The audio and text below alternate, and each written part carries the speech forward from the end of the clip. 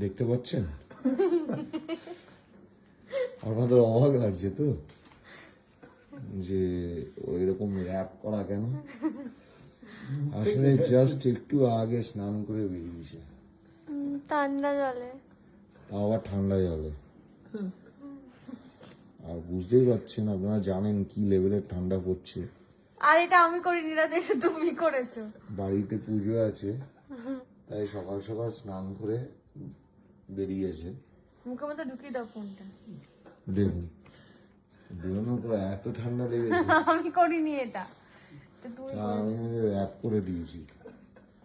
আমি বলেছি মিনিমাম আধা ঘন্টা এভাবে থাকতে। হ্যাঁ সেই। ঠিক আছে, তুমি বেরোবে না কিন্তু এখান থেকে। না, আমাকে এক্ষুনি ভেজো। আমি ক্যাম্প ফায়ারের ব্যবস্থা করছি। আর লোকে ভাববে এইটা কি, এটা তো বালিশ। ভাববে এত মোটা কেন বিষয়টা। রাখো, রাখো।